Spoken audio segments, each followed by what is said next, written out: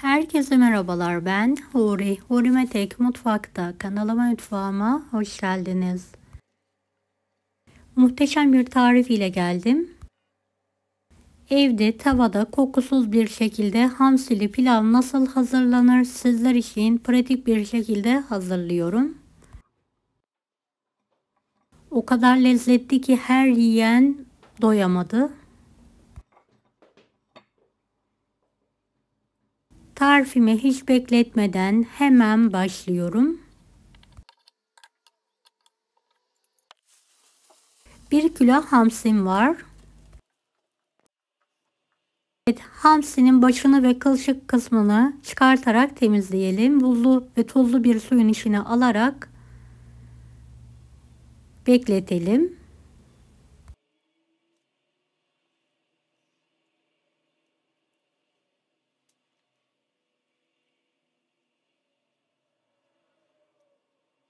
Evet, tüm hamsileri kılçıksız bir şekilde ayıklamaya devam edelim. Beni hangi ülkeden veya şehirden izliyorsunuz merak ediyorum. Yoruma yazarsanız sevinirim. Hamsilerin hepsini ayıkladım. Fazla suyunu süzüyorum. Ve duru bir su akana kadar musluk altında temiz olana kadar yıkıyorum. Ve fazla suyunu mutlaka süzdürelim.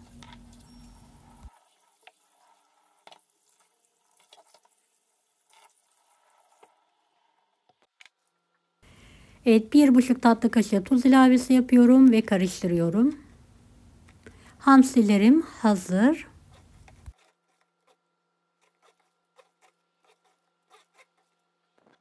Evet, tarifimiz için orta boy kuru soğanı şöyle ince ince dişe gelmeyecek şekilde doğrayalım. Bir havucu da soğandan biraz iri olacak şekilde doğrayalım.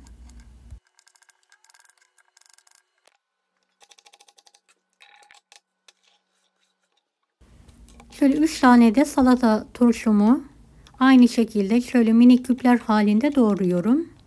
1 su bardağı da yasmin pirinci kullandım.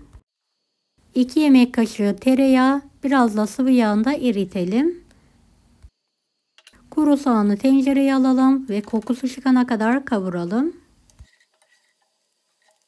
Evet, kokusu çıktıktan sonra havucu ekleyelim ve kavurmaya devam edelim.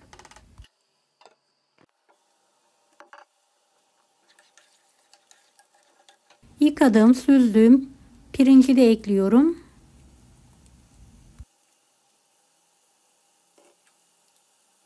Bir buçuk tatlı kaşığı tuz ve topak olana kadar kavuralım.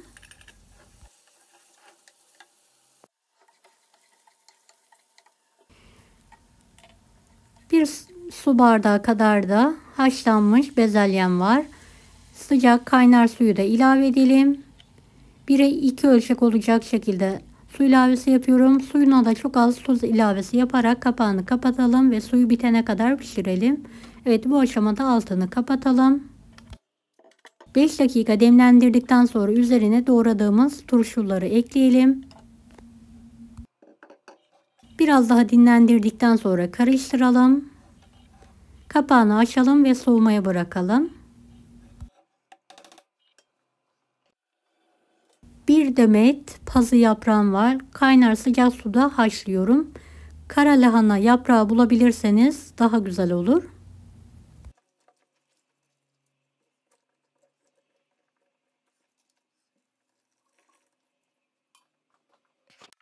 İki tane fırın kağıdını yuvarlak olacak şekilde kestim. Tereyağı ile her tarafını yağlıyorum.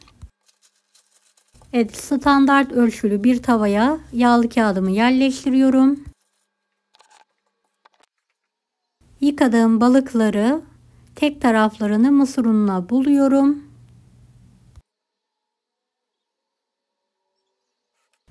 Tavanın orta kısmından başlayarak tavama dizmeye başlıyorum.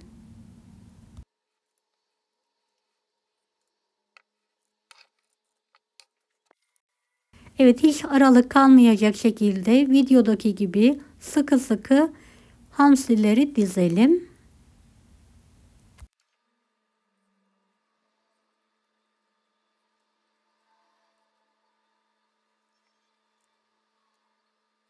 Evet, gördüğünüz gibi hepsini dizdim. Evet, soğuduktan sonra karabiber ekleyelim. Bir tutam da dereotu. Ben buzlu olarak kullandım. Taze olarak da kullanabilirsiniz. Tekrardan karıştıralım.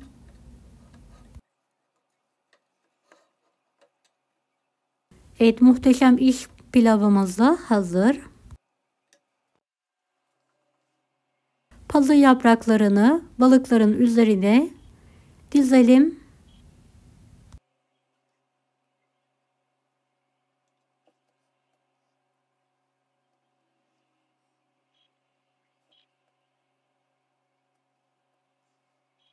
Evet, aralık kalmayacak şekilde dizmeye devam edelim.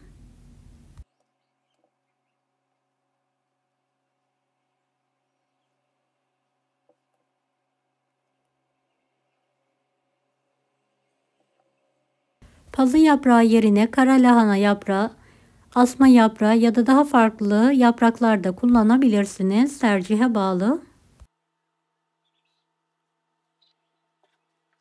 Evet, iç pilavımızı sıkı bir şekilde bastırarak tavamıza alalım.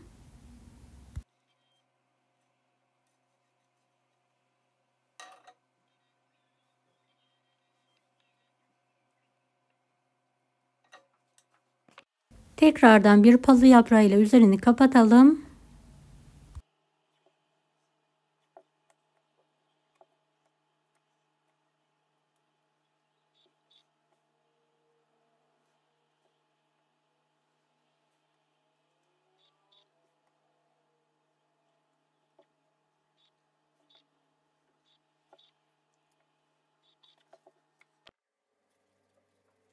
Biraz yapraklara tuz serpiyorum. Kenar kısımlarını da katlayarak düzeltiyorum.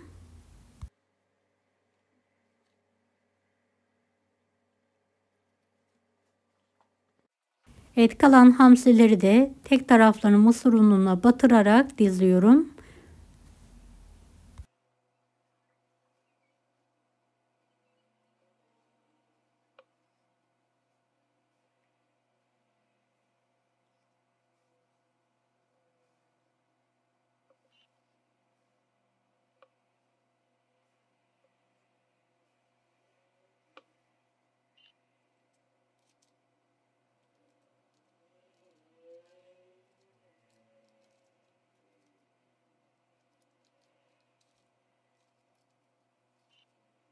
Sıkı sıkı hamsilerimizi dizmeye devam edelim.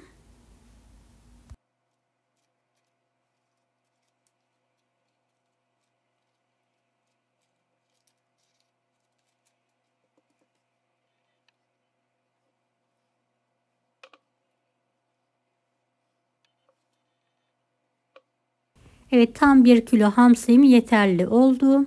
Üzerine biraz sıvı yağ gezdiriyorum. Tekrardan bir fırın kağıdıyla kapatarak kenarlarını sıkı sıkı kıvırıyorum. Bu sayede asla balık kokusu olmuyor. Tava kirlenmiyor. Pişirmesi de gerçekten çok pratik oluyor. Ocağın büyük gözünü alalım ve orta olacak şekilde ayarlayalım. Üzerine bir kapak kapatarak pişirmeye bırakalım.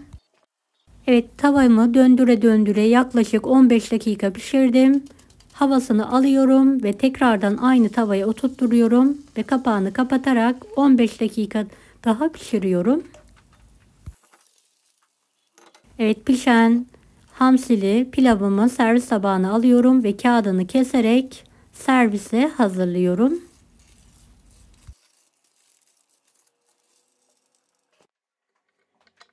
Üzerine limon dilimlerini dizerek ikrama hazırlıyorum.